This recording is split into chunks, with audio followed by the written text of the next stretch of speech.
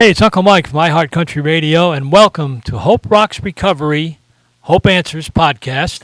This is the third in the series, I think. Is it the third, Joe, or fourth? Third. This is the fourth segment. Fourth, all right. I'm getting old. I don't have a good memory, so it's the fourth in the series. We're very excited.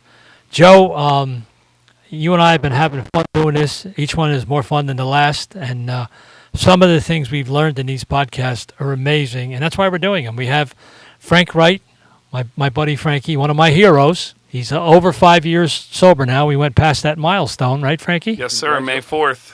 And Congratulations, Frank. and we want the purpose of this to be very clear. We're trying to crush the stigma is what we're trying to do. If you're suffering in any way, shape, or form from anxiety, from addiction, and you don't go get help, I hate to tell you this, but it's going to kill you.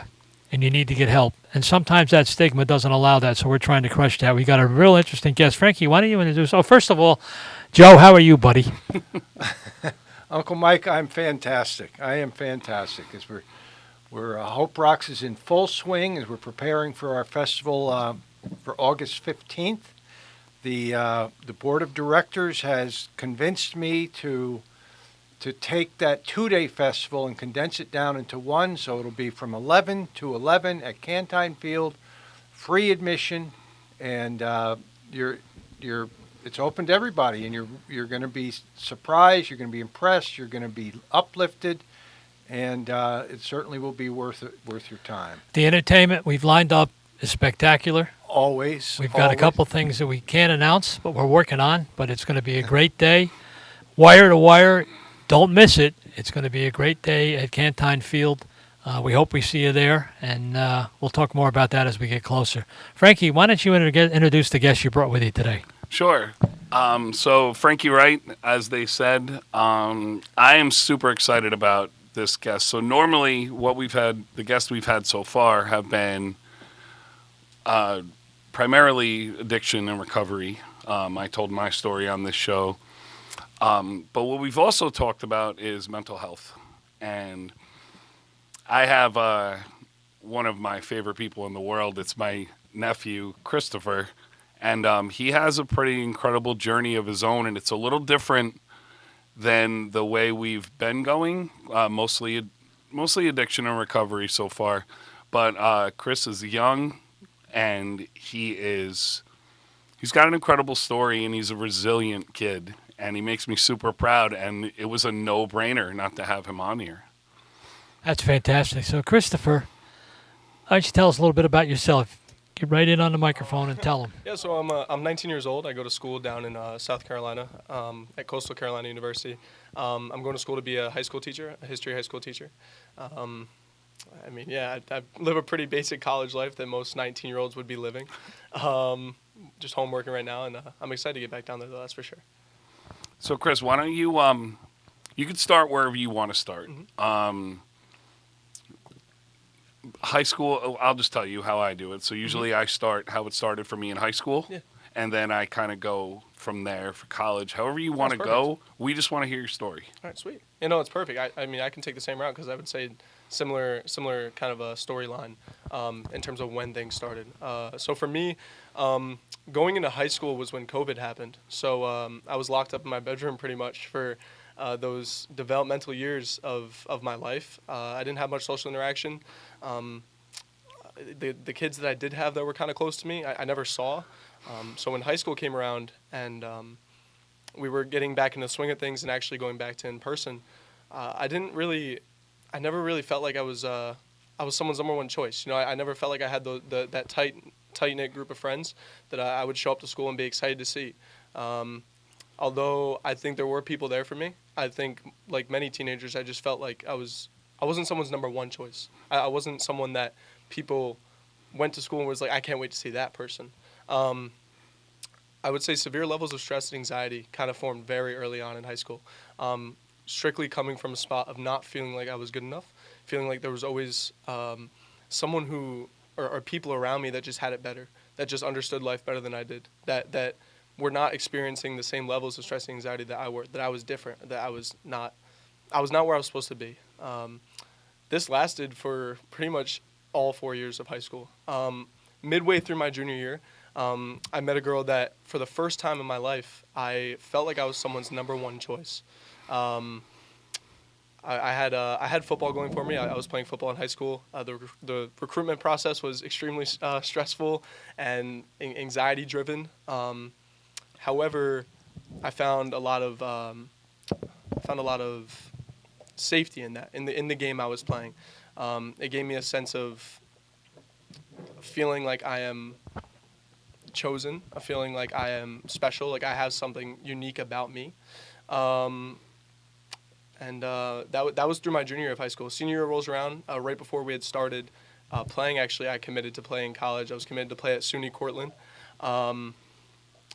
It was definitely a weight lifted off of my shoulders. If I can interrupt you Yeah, go before for it. you get to college, and I'm not trying to make this No, go about for it, me, yeah. but I I know bounced around this pretty is quick. I know this is part of your story. If you don't mind, Yeah. would you mind talking a little bit about mine and your relationship Yeah. and how it felt when you found out about who and what I was? Absolutely. Well, at a young age, like, my Uncle Frank was the guy who, as his nephews and with his son growing up, he was the guy that you would always want to be around. He was the guy who at family functions would be playing in the yard with us. While everyone else was annoyed at us being annoying little kids, he was the person who would step up and come outside and play with us. Like, he was just the guy that you would want to be around.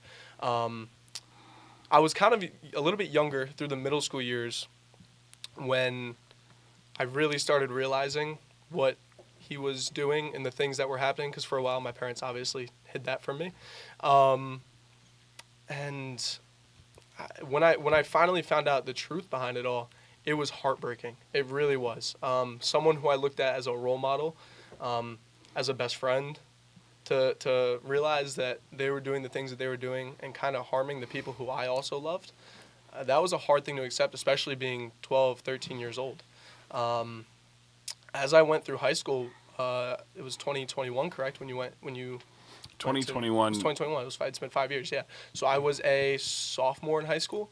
I can confidently say one of the proudest moments I've ever been of a human being is when my uncle finally accepted he needed the help that he needed and took the steps necessary to become the person that we all knew he could be. As he was in the sober house, as he was recovering, slowly our family kind of started allowing him back into our lives. And this was, I can't really explain the amount of happiness and joy that comes to my heart and mind when I think about the fact that he is in my life again. This dude is literally my best friend. Even my buddies, we all go to him. Uncle Frank's like our in-house therapist that we all go to and talk to about all our little problems. He's got 4 or 5 friends that are the same age as him, and they all call me Uncle Frank. But I mean, it's been great, and having him back in my life has truly been a blessing. I feel like I have someone who, no matter what I go through, no matter what choices I make, he's going to support me for what I say and what I do. You know, Christopher, so I'm interested. Obviously, at your age, you've been challenged a few times Yeah. with alcohol, with drugs, with that whole world. Yes. How much did watching what Frank went through influence your decisions? So when I was in high school, I was never the person to party. Kind of like what I was saying before, I never felt like I was people's number one choice. So the parties and the things people would do outside of school, I wasn't never really invited to those things because I never put myself in situations to be close enough with people to be invited to them. I kind of told myself, with alcohol and drugs being the thing that tore someone in our family away from us, that I would not ever go near those things.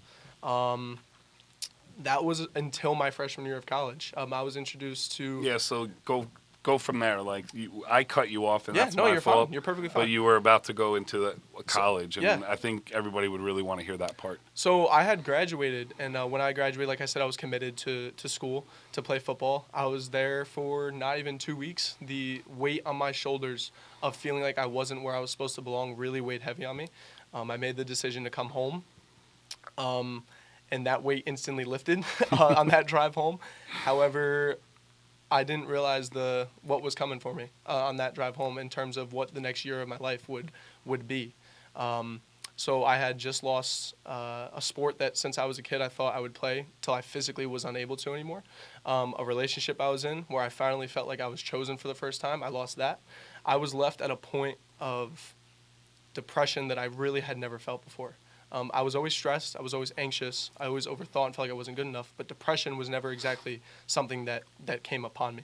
I went through these next, I want to say 4 or 5 months dealing with this depression. However, at that moment is when I found my Lord and Savior, Jesus Christ. That is a huge part of my story, my faith, where I put all of my anxieties and stress is in Him. And that is truly where I finally started to feel free from all the things I was feeling. To get into what we were saying before with the alcohol, I think a misconception is that when you find faith, everything is magically going to be better.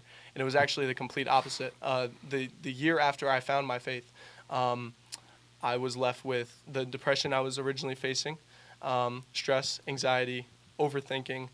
In May of last year, I was introduced to the first time alcohol. Like I said, I kind of stayed away from it in high school because I felt like, why would I use such a thing that ripped apart my family? But If I could jump in. Yeah, go for it. That he's a low percentage right there. Never touched alcohol in high school. Yeah. So keep going. Yeah. So that May, when I got home from when I got done with school, me and a few buddies, they got me to drink for the first time. And like I said, with it, everything not being perfect, once you find faith, this was a huge moment for me because I started leaning on alcohol as a way to cope, opposed to my faith, opposed to what I knew was right and what I was trying to build my life on. From May until this past fall in October, I used alcohol heavily to cope with the things that I was feeling. Not to the point of I was putting myself in harm's way. However, I was not using it to have fun. I was not using it in a way that most college kids would to have fun and to have a good time. I was using it because I loved the way it made me feel when I had nothing on my mind. Do you feel you were self-medicating? Absolutely. Absolutely. And it was completely against everything I was telling myself I believe in. Mm-hmm. Why am I using alcohol to self-medicate when I believe there's a power much greater than me and a Savior much greater than me that can help me through what I'm going through? It was a moment of realization that if I did not face and did not go through, I would not be sitting where I am right now, being able to talk about this.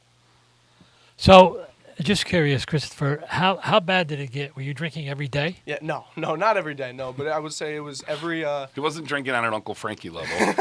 Not an Uncle Frank level. I wasn't there, but I would say almost every Friday through Sunday, me and my buddies were getting together, and we were drinking almost every single weekend. Yeah. If it was a long week, I knew I had that. I knew I had that to look forward to, which was a low point of mine for sure. Wow. And what made you, for lack of a better word, snap out of it? Was there something? Was there a trigger that finally got you to say, "Hey, I need help"? And yeah. I would say it was this past fall. It was a year after I had found my faith. I looked at myself in the mirror and kind of chose to start living in perspective. I told myself that I could either choose to keep waking up, living with the negative things that I had in my mind, and keep going back to the alcohol I was going to every single weekend, or I could say, no, I'm going to choose to wake up and choose to look at the positives, the little things, the simple thing of waking up in the morning. And when you make that tiny little switch, it doesn't just affect your mindset with the big things in life, but every little moment you're looking at the tiny and appreciative moments. That's right. in that big moment itself, or in those small moments.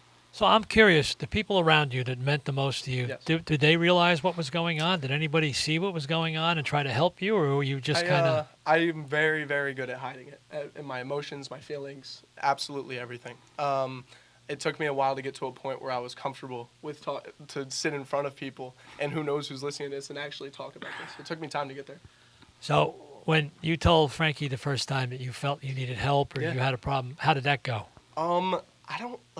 I wouldn't say there was a direct moment. There wasn't. There was a couple times I had gone to him and just said, listen, I'm in no place. It's not my job to tell someone they have a problem, but I'm getting a little worried. Yeah. It wasn't like me and Chris, like I said, me and him are very, very tight. Yeah. All I got to do is say that little bit coming from me and my history, and he listened a little bit. I listened pretty quickly. Yeah. And I would say Uncle Frank's, he's understanding, especially with my friends, that we are college kids. And as college kids are going to have fun. It does not mean because someone drinks a beer on a weekend, it means they're going to become a alcoholic or a drug addict. Yeah. However, there is limits to that. And when he saw me getting to a point where he saw I was harming myself, he was able to step in. And I couldn't be more grateful to have someone in my life that I can feel confident with talking to about that. And just so you understand, that's why we're doing this podcast. Yeah. Yep. That's the whole purpose of this, because there's thousands of kids in your position right now listening to us that don't know where to go and don't understand what's happening to them. Yeah. And that's our hope. Joe and I, when we decided to do this, is, and Frankie, was the key to this whole thing. We knew he had to be part of this. Yes, sir. And, Frankie has, over 5 years, he's a personal hero of mine. Absolutely. But the thing I love most is Frankie decided that he loved his sobriety so much and what it gave him back. He wants to help other people. That's why we're doing this. We give our phone numbers out all the time. People that are listening to us right now, if you're in a spot where you don't know what to do, give Frankie a call. He's not going to charge you. He's not going to lecture you. He's going to tell you what he went through and how to get to where he is now. He wants everybody out there who is suffering to get to where he is. And he will, I'll trust you. I know him well. He will do anything he can to get you there. And it's not magic, but he's lived through it. He almost died a couple times, and he's still here.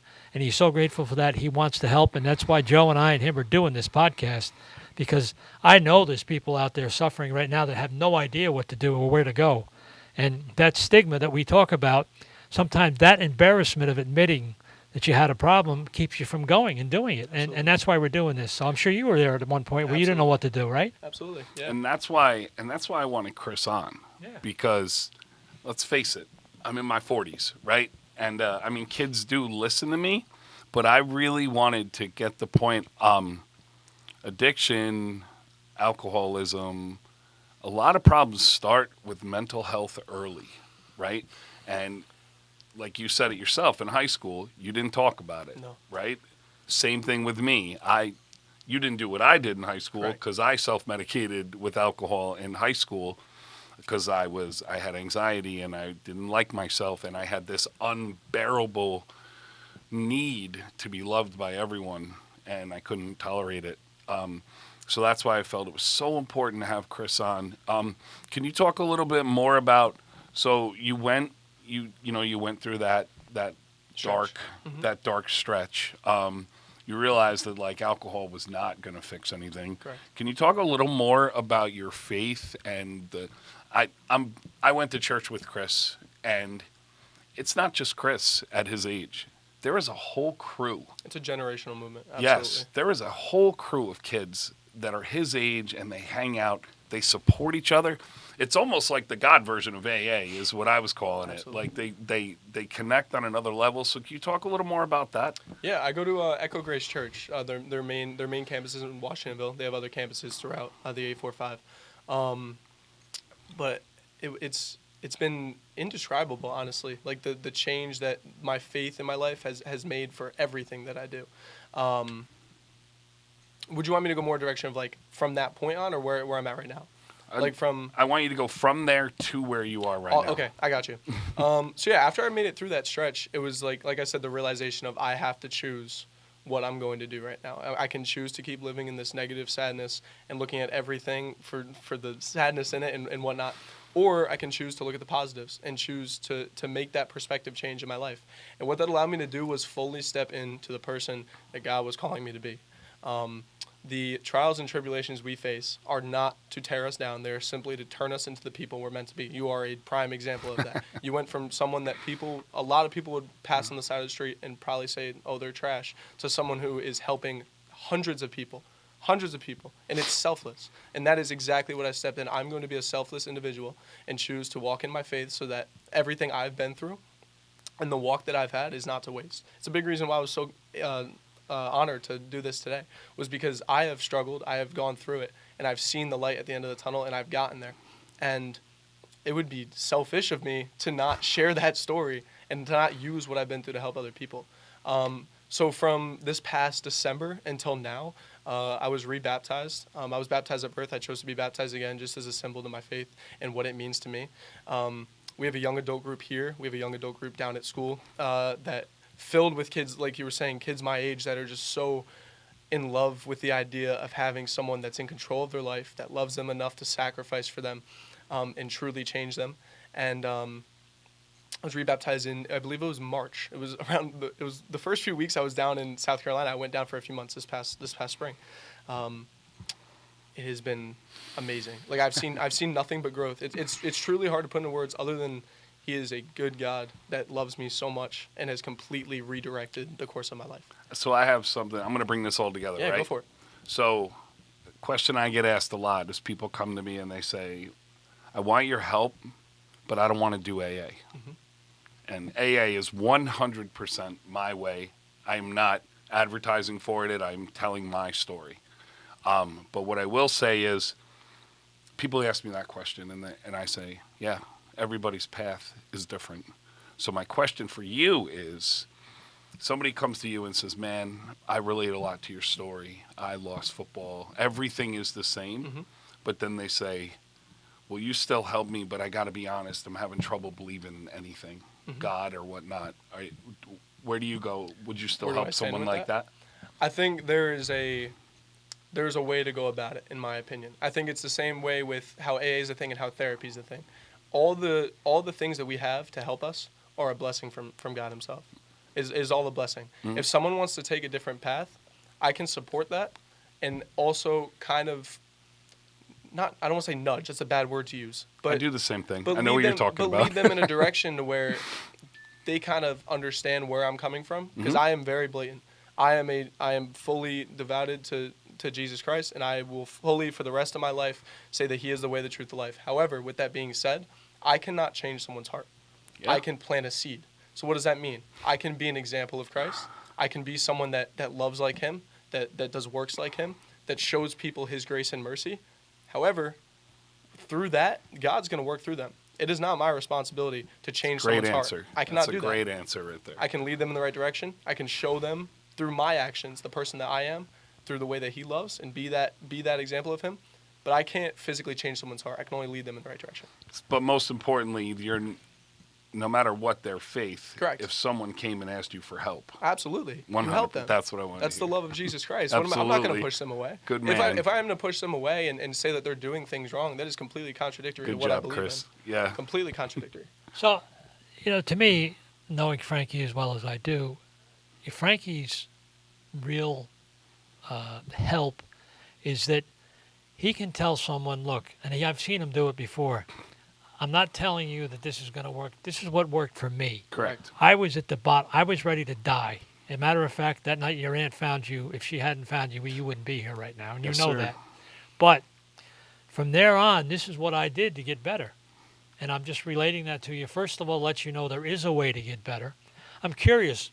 You knew God forgave you. When did you forgive yourself? Oh, Great question, That's a Mike. great question. What a great question. Not as early on as I should have. It took me, like I said, darn near a year to just get to a point in my faith where I wasn't even walking in darkness anymore.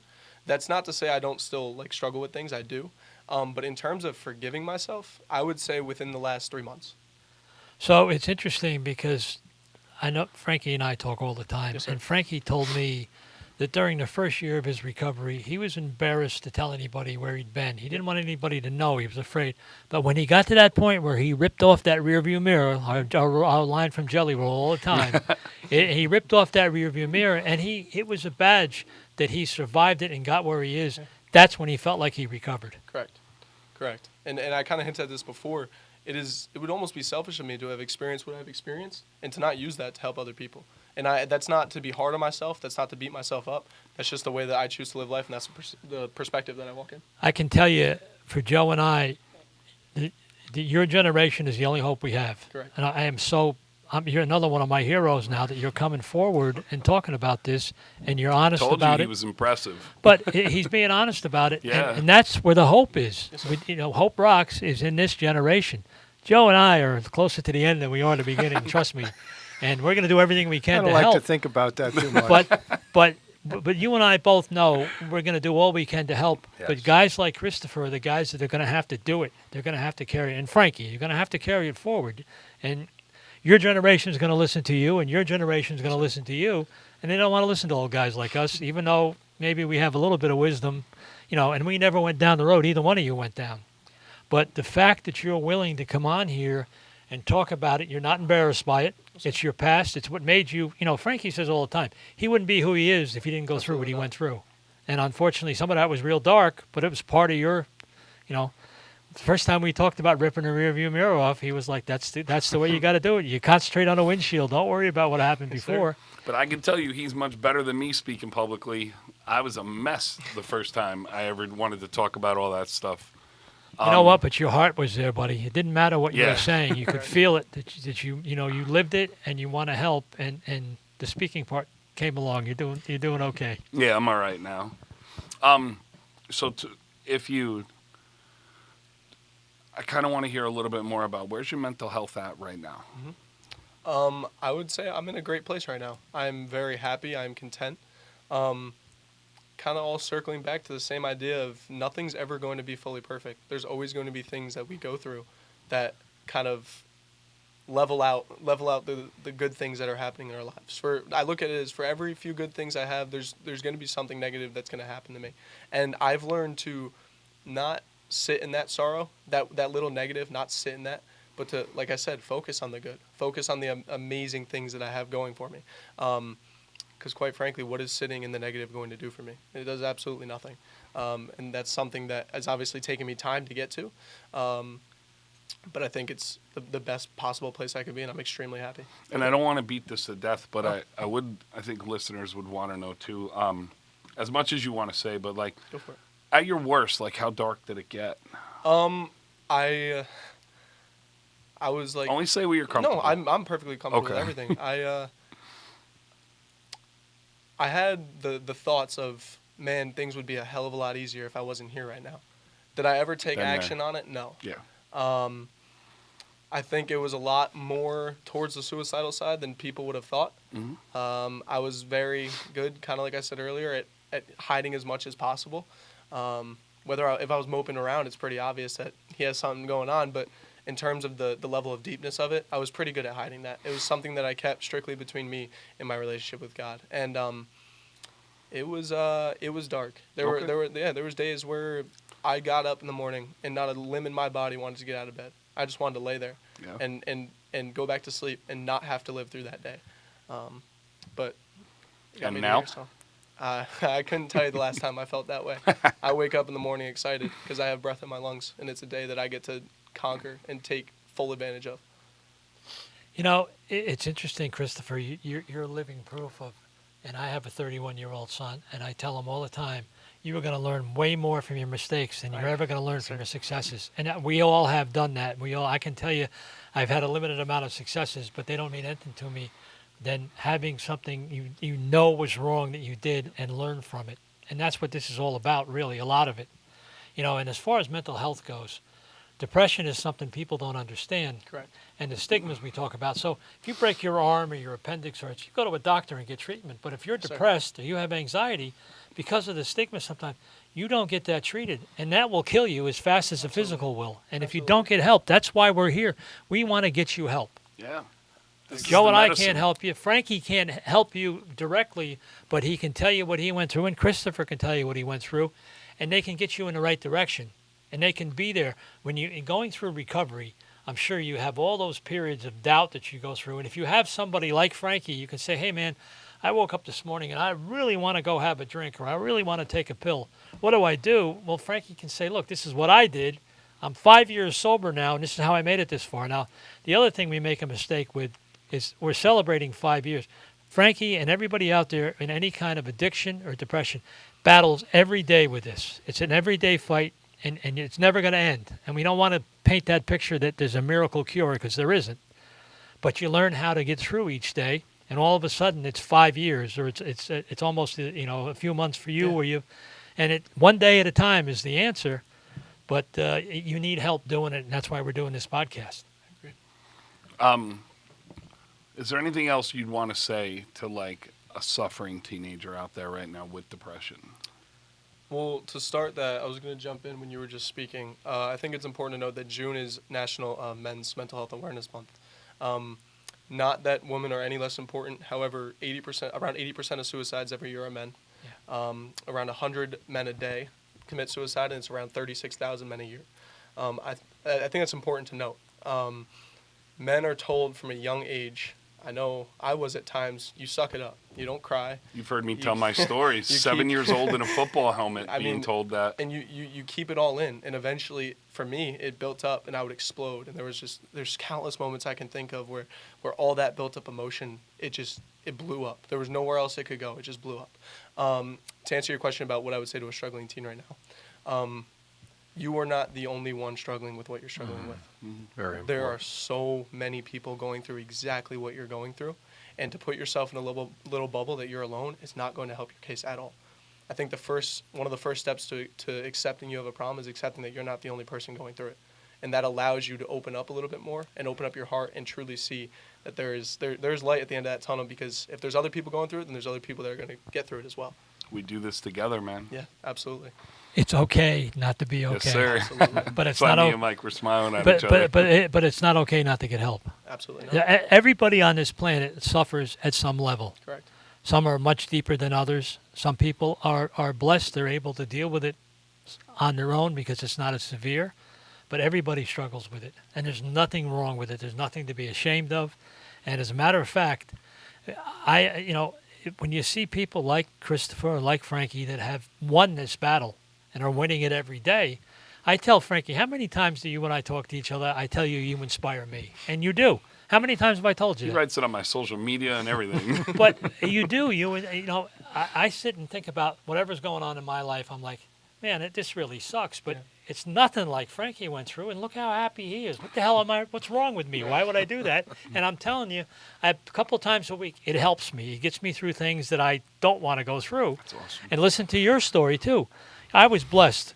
As far as I know, my son never went through any of this. I'm sure he had his, but he never had any breakdowns or anything where we were pretty close. We knew each other pretty well, and I hope he would have came to me. I don't know. I think he would have. But I look at that and I realize how blessed I was to have that. I don't know. How would I have dealt with that? I don't know how I would have dealt with it. When you have a person you love like that going through it and you feel like you can't help them, that's another helpless feeling. That's something else we need to talk about, is the loved ones in your life that are going through this with you. Mm-hmm. And sometimes they need help, and sometimes they think they're helping you, but they're not. They're enabling you. That's a great segue, Mike. And I was just actually thinking of that. If you're okay with this, could you talk about how it affected the relationship with your family, immediate family, like in your house? Yeah. Starting from in high school, when like the anxiety really was forming, I kept everything in so often. I kind of said this before. I would just blow up, and that would be with my parents, with my brother, with my sister.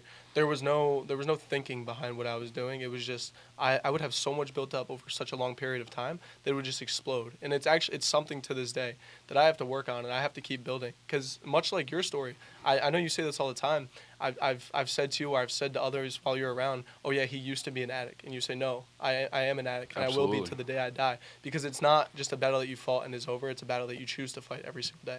It's a daily reprieve every day. It's no different than the anxiety, the depression, the stress. At any moment, stuff can creep up on you. It's a daily battle to choose to not live that life.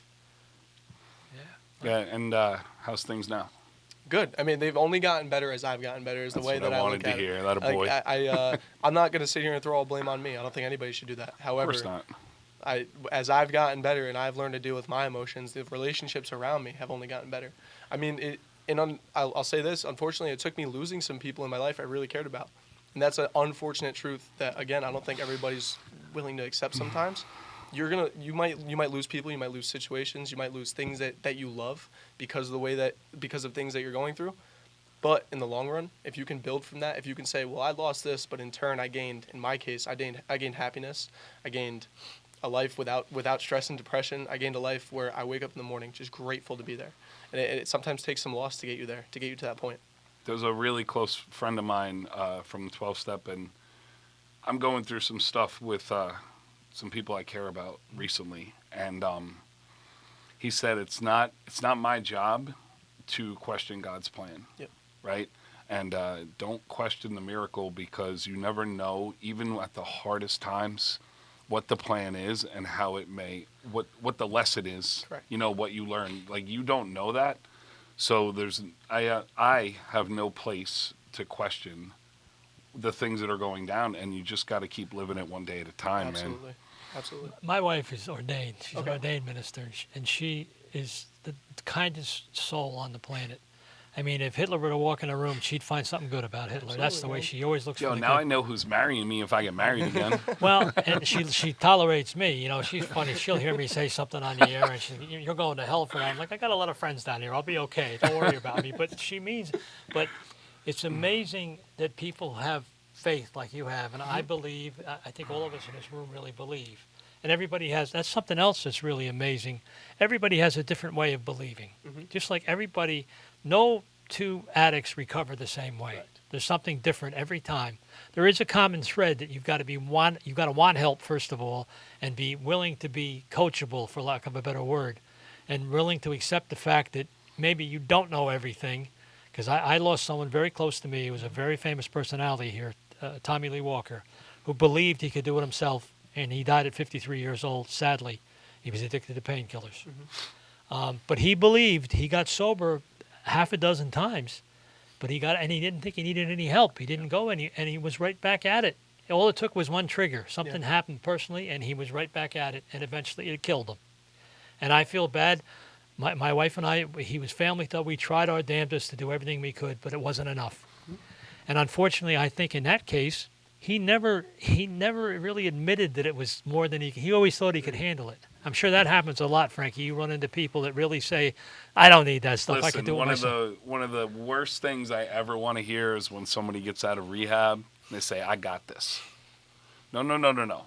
You ain't got nothing. What you do have is direction and people to help you, and you have to work on it every day. I mean, like you said, 5 years, I'm still going. God is my higher power. But when people say to me, well, I don't believe in God. Okay. Find something that you think is more powerful than you. That's all I'm asking. Hopefully they'll get there eventually. But as long as they realize that they are not in control, because, when I was in control, I ended up on the street. I ended up homeless. So that's the biggest step, is finding something. That's actually the first step, is admitting you're powerless in the program I'm in.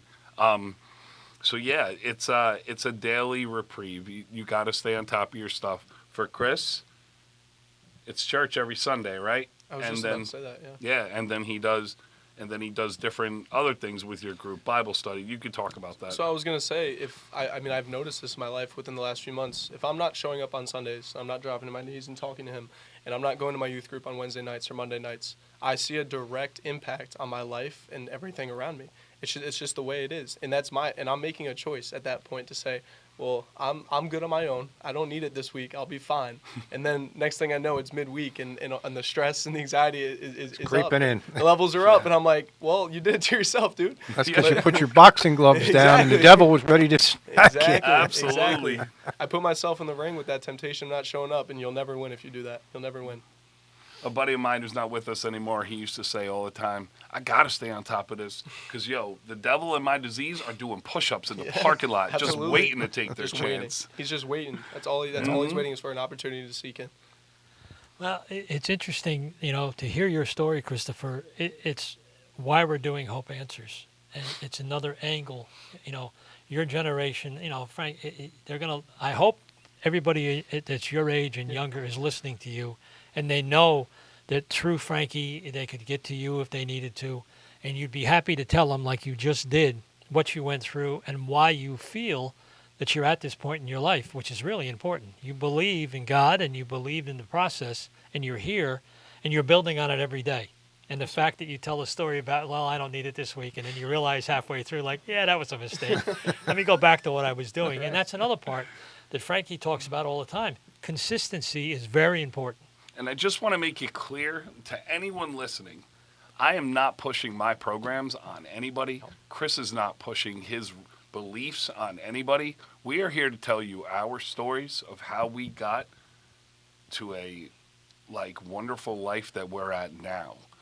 If you want to follow that, or you have questions, or you want help in any way, hit us up. But I'm not here, and Chris isn't here to tell anybody that this is the only way or the best way. But work for us. It did work. Well, I mean, hence the name, Hope Answers. That's why we're doing this. Yep. Hope is the key. Mm-hmm. You've got to have something to believe in. There's got to be a way to get away. Your thought process, if you're addicted to anything or you're depressed, it's not working. Correct. Mm-hmm. And you need some direction to get out of that. You hear all the stories. A lot of people that get sober, and then they go back in the environment they were in, and it becomes a bigger struggle. I mean, you've got friends who may have been around you when you were at your lowest that you may still love and they're friends of yours, but you know you can't go back to that lifestyle. Absolutely. And if you go back, you're just talking about the devil. You're just tempting him to go Correct. back is all you're doing. He's Correct. waiting for you there is what he's doing. Mm-hmm. And if Yeah, you're but he's smart got enough- the nephews. He's got the nephews.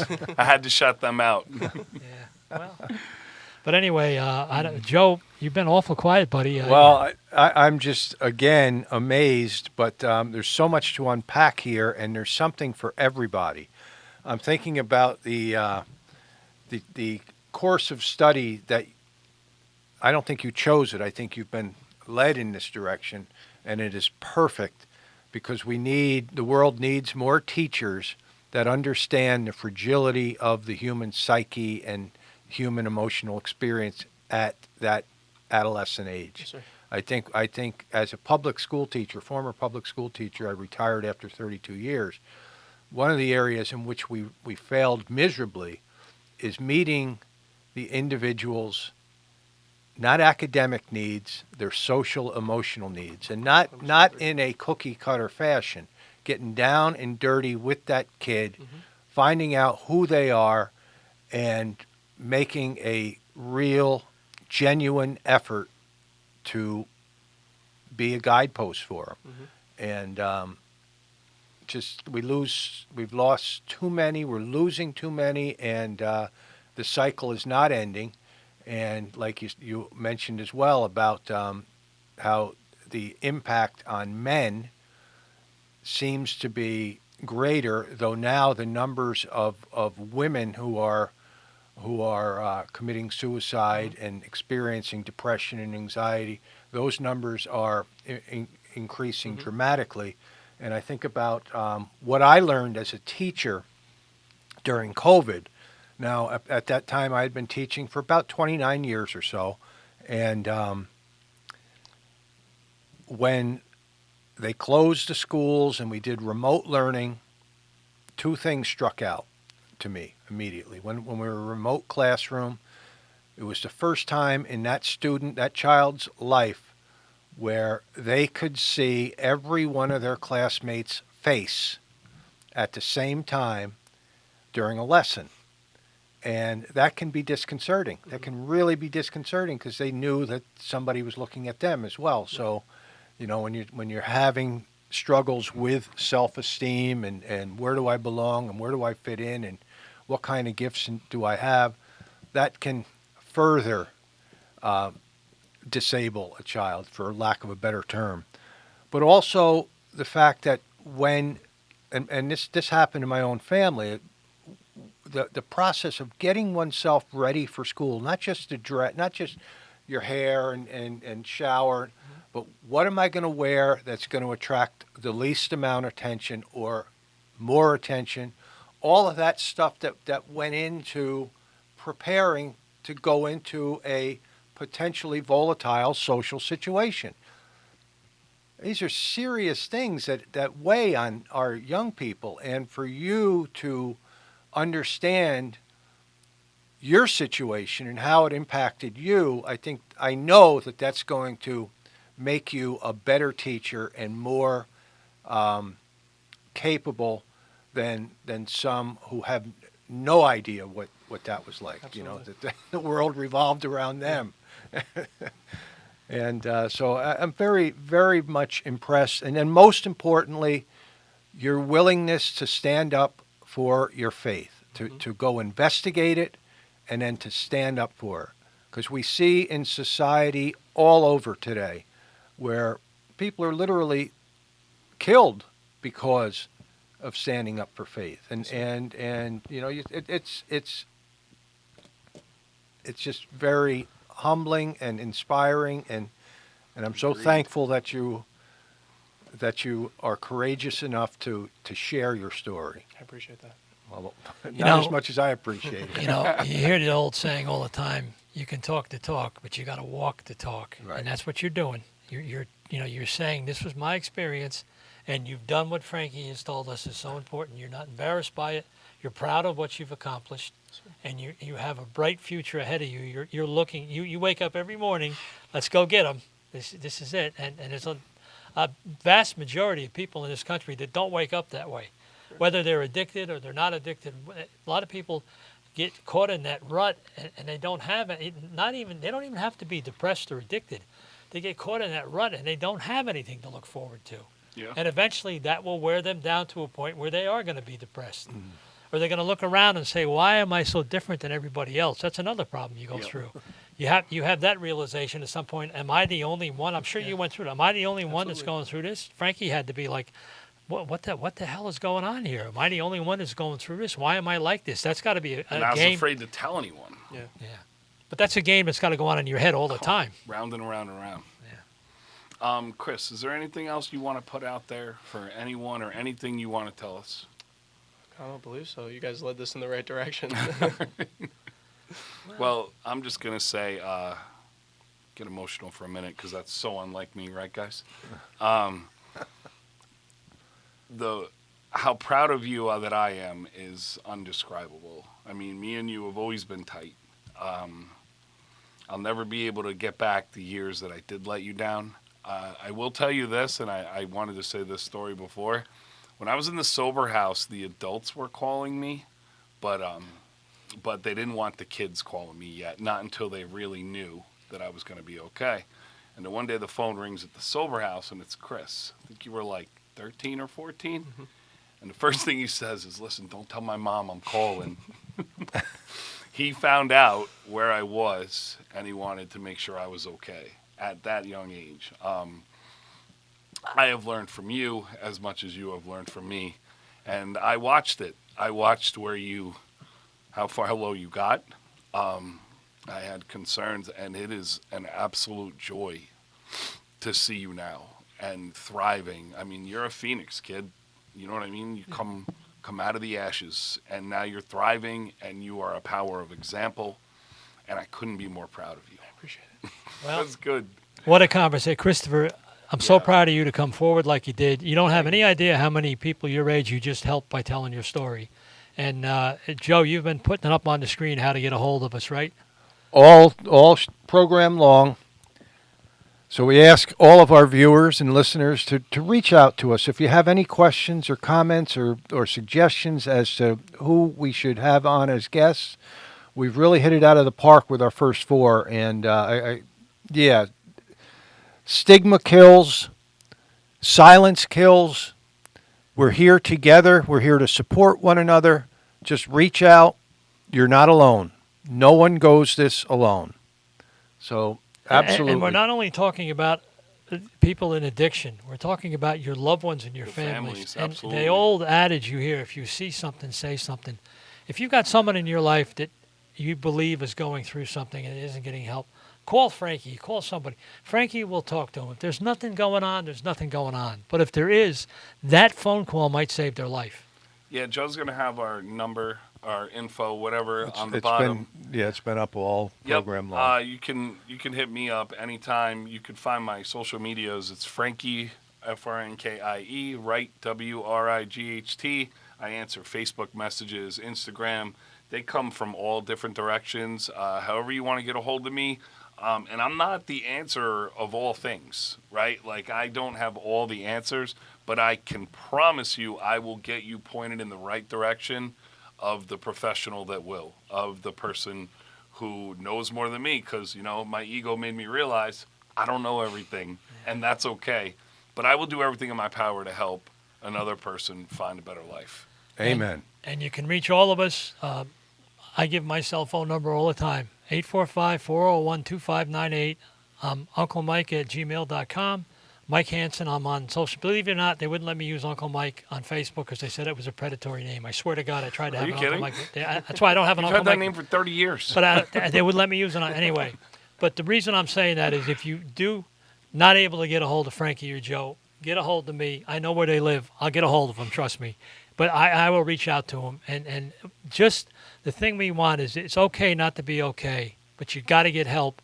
And we're not the answer, but we're the path to help. We know where we can get you in the right direction. And also, talking to Christopher or talking to Frankie, you're not alone.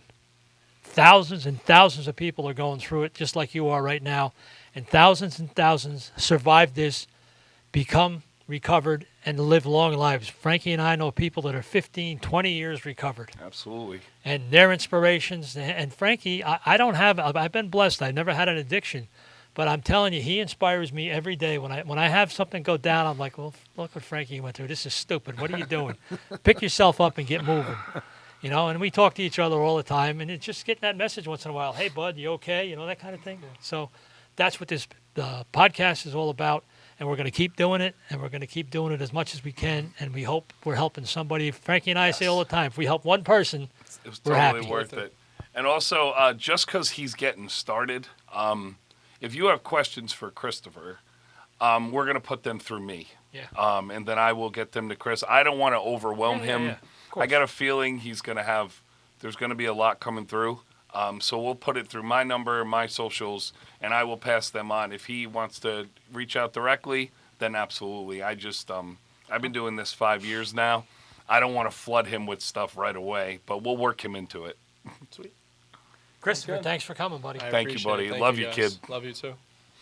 All right. Well, that was another great episode of Hope Answers, and we look forward to seeing you the next time, and we promise you we will have another dynamic guest.